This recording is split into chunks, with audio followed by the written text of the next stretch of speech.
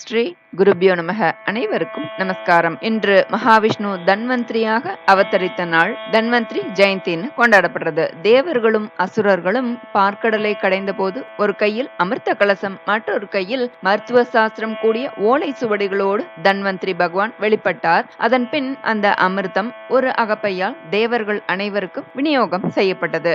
அதனாலேயே தீபாவளியின் போது கரண்டி, கலசம் போன்ற சில பாத்திரங்களை வாங்குவது வட இந்தியர்களின் வழக்கம். அது நம் ஊரிலும் இந்த தனத்திரையோதசி நாளில் பானை, கரண்டி வாங்குவது வழக்கம். பார்க்கடலில் அவதரித்த தன்வந்திரி பகவான் ஆயுர்வேத மருத்துவ முறையினை மக்களுக்கு அளித்ததாக ஐதீகம். அதனால் இவரை உலக மருத்துவர்கள் மானசீக குருவாகவும் தங்களது கடவுளாகவும் வணங்கிய பின்னே தங்களது மருத்துவ தொழிலை ஆரம்பிப்பது வழக்கம். இறைவன் மருந்தாகவும் மருத்துவராகவும் இருந்து மக்களை காப்பாற்றுகிறார் என்ற தத்துவத்தை இந்த அவதாரம் சுட்டிக்காட்டுகிறது. இந்த தினத்தில் நாம் தன்வந்திரி பகவானை வழிபட அனைத்து நோய்களிலிருந்தும் நிவாரணம் பெறலாம் என்பது நிச்சயம். தீராத நோய்களையும் தீர்த்து வைப்பார் தன்வந்திரி பகவான். தீபாவளி தினத்தில் எப்படி எண்ணெயில் லக்ஷ்மியும், சீயக்காயில் சரஸ்வதி, சந்தனத்தில் பூமாதேவி, குங்குமத்தில் கௌரி, மலர்களில் மோகினி, தண்ணீரில் கங்கையும், இனிப்பு பலகாரத்தில் அமிர்தம், புத்தாடையில் மகாவிஷ்ணு ஆகியோர் உறைவதாக சொல்கிறோமோ,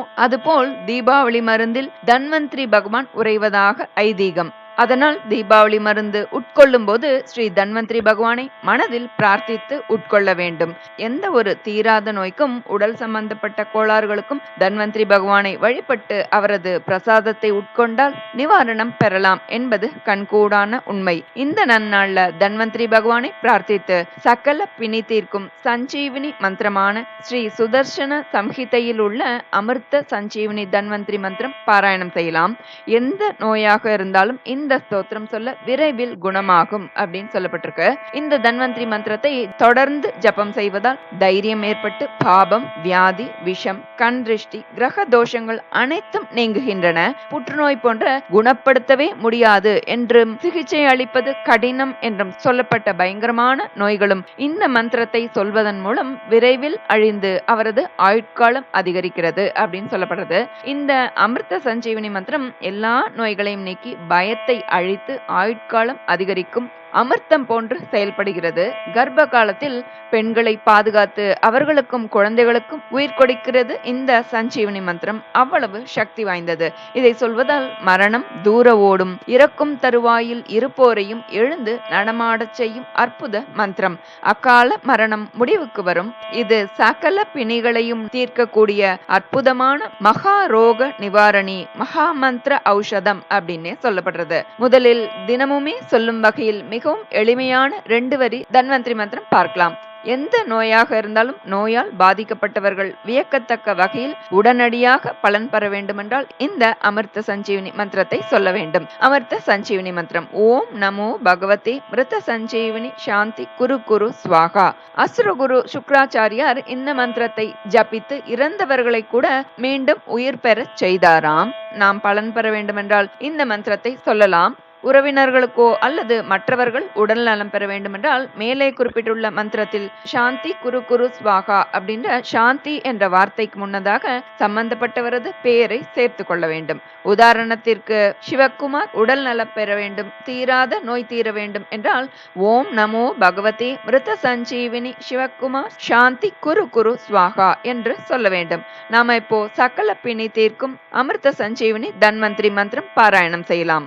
அமிர்த சஞ்சீவன தன்வந்திரி ஸ்தோத்திரம்.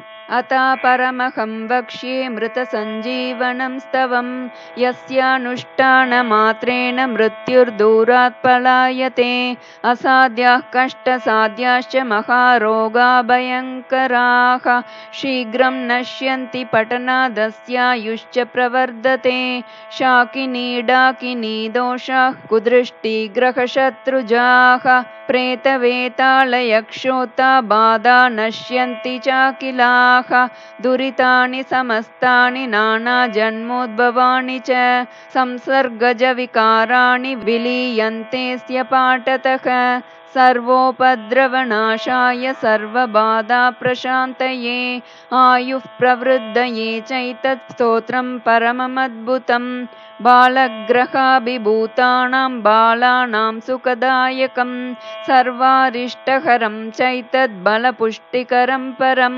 बालानां जीवनायैतत् स्तोत्रं दिव्यं सुदोपमम् मृतवत्सत्वहरणं चिरञ्जीवित्वकारकं महारोगाभिभूतानां भयव्याकुलितात्मनां सर्वादिव्याधिहरणं भयग्नममृतोपमम् अल्पमृत्युश्चापमृत्युः पाठादस्य प्रणश्यति जलाग्निविषशस्त्रारि न हि शृङ्गी भयं तथा गर्भरक्षाकरं स्त्रीणां बालानां जीवनप्रदं महारोगहरं नृणाम् अल्पमृत्युहरं परं बाला वृद्धाश्च तरुणा नरा नार्यश्च दुःखिताः भवन्ति सुखिनः पाठादस्य लोके चिरायुषः अस्मात् परतरं नास्ति जीवनोपाय ऐहिकः तस्मात् सर्वप्रयत्नेन पाठमस्य समाचरेत् अयुतावृत्तिकं वात सहस्रावृत्तिकं तथा तदर्धं वा पठेदेतच्च भक्तितः कलशे विष्णुमाराध्य दीपं प्रज्वाल्य यत्नतः सायं प्रातश्च विधिवत् स्तोत्रमेतत् पठेत् सुधीः सर्पिषाः विषावापि संयावेणात भक्तितः दशांशमानतो होमं कुर्यात् सर्वार्थसिद्धये नमो नमो विश्वविभावनाय नमो नमो लोकसुखप्रदाय नमो नमो विश्वसृजेश्वराय नमो नमो मुक्तिवरप्रदाय नमो नमस्ते किल लोकपाय नमो नमस्ते किल कामदाय नमो नमस्ते किल कारणाय नमो नमस्ते किल रक्षकाय नमो नमस्ते सकलार्तिहर्त्रे नमो नमस्ते विरुजः प्रकर्त्रे नमो नमस्ते किल विश्वदर्त्रे नमो नमस्ते किल लोकभर्त्रे सृष्टं देवचराचरं जगदिदं ब्रह्मस्वरूपेण ते सर्वं तत्परिपाल्यते जगदिदं विष्णुस्वरूपेण ते विश्वं संहृतये तदेव निखिलं रुद्रस्वरूपेण ते संसिच्यामृतशीकरैर्हरमहारिष्टं चिरं जीवय यो धन्वन्तरिसंज्ञया निगदितक्षीराब्दितो निःसृतो हस्ताभ्यां जनजीवनाय कलशं पीयूषपूर्णं ददत् आयुर्वेदमरीरचञ्जनरुजां नाशाय सत्वं मुदा संसिच्यामृतशीकरैर्हरमहारिष्टं चिरं जीवय श्रीरूपं वरभूषणाम्बरधरं त्रैलोक्यसम्मोहनं कृत्वा पाययति स्मयः सुरगणान् पीयूषमत्युत्तमं चक्रे दैत्यगणान् सुधाविरहितान् सम्मोह्य सत्वं मुदा संसिच्यामृतशीकरैर्हरमहारिष्टं चिरं जीवय चाक्षुषोदधि सम्प्लाव भूवेदपजशाकृते सिञ्चामृतकणैश्चिरं जीवय जीवय पृष्ठमन्दरनिर्गुणनिद्राक्षकमटाकृते सिञ्चामृतकणैश्चिरं जीवय जीवय याञ्चाचलबलित्रासमुक्तनिर्जरवामन सिञ्चामृतकणैश्चिरं जीवय जीवय दरोद्धारहिरण्याक्षघातक्रोडाकृते प्रभो सिञ्चामृतकणैश्चिरं जीवय जीवय भक्तत्रासविनाशात्तचण्डत्वनृहरे विभो सिञ्चामृतकणैश्चिरं जीवय जीवय क्षत्रियारण्यसञ्चेदकुटारकररैनुक सिञ्चामृतकणैश्चिरं जीवय जीवय रक्षो राजप्रतापाब्धिशोषणाशुगराघव सिञ्च सिञ्चामृतकणैश्चिरं जीवय जीवय भूभारासुरसन्दोहकालाग्रे रुक्मिणीपते सिञ्च सिञ्चामृतकणैश्चिरं जीवय जीवय वेदमार्गरतानर्हविभ्रान्त्यै बुद्धरूपदृक् सिञ्च सिञ्चामृतकणैश्चिरं जीवय जीवय कलिवर्णाश्रमास्पष्टधर्मर्द्यै कल्किरूपभाक् सिञ्च सिञ्चामृतकणैश्चिरं जीवय जीवय असाध्याः कष्टसाध्या ये महारोगा भयङ्कराः छिन्दितानाशु चक्रेण चिरं जीवय जीवय अल्पमृत्युं चापमृत्युं महोत्पातानुपद्रवान् बिन्दि बिन्दि गदाघातैश्चिरं जीवय जीवय अहं न जाने किमपि त्वदन्यत् समाश्रयेनाथ पदाम्बुजं ते कुरुष्व तद्यन्मनसीप्सितं ते सुकर्मणा केन समक्षमीयां त्वमेव तातो जननी त्वमेव नाथश्च त्वमेव बन्धुः विद्याधनागारकुलं त्वमेव सर्वं मम देवदेव न मे परादं प्रविलोकय प्रभोपराधसिन्धोश्च दयानिधिस्त्वं तातेन दुष्टोऽपि सुतः सुरक्षते दयाळुतातेव तु सर्वदास्मान् अहह विस्मरणात् न मां सदा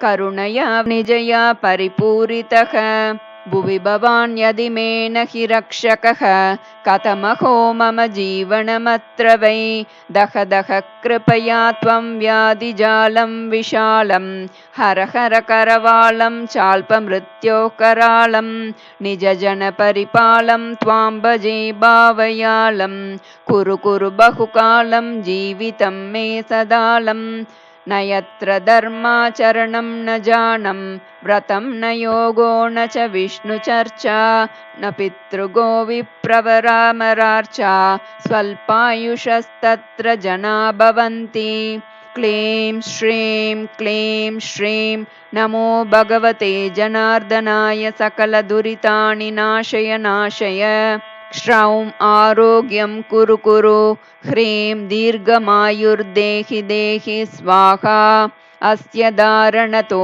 जापादल्पमृत्युः प्रशाम्यति गर्भरक्षाकरं स्त्रीणां बालानां जीवनं परं 150 शक्त्या तवा 25 पुस्तकानां द्विजेभ्यस्तु दद्या दीर्घायुषाप्तये भूर्जपत्रे विलिख्येदं कण्ठे वा बाहुमूलके सन्धारयेद् गर्भरक्षा बालरक्षा च जायते सर्वे रोगा विनश्यन्ति सर्वा बाधाः प्रशाम्यति कुदृष्टिजं भयं नश्येत् तथा प्रेतादिजं भयं मया कथितमेतत्ते मृतसञ्जीवनं परम् अल्पमृत्युहरं स्तोत्रं मृतवत्सत्वनाशनं मया कथितमेतत्ते मृतसञ्जीवनं परम् अल्पमृत्युहरं स्तोत्रं मृतवत्सत्वनाशनम् अल्पमृत्युहरं स्तोत्रं मृतवत्सत्वनाशनम्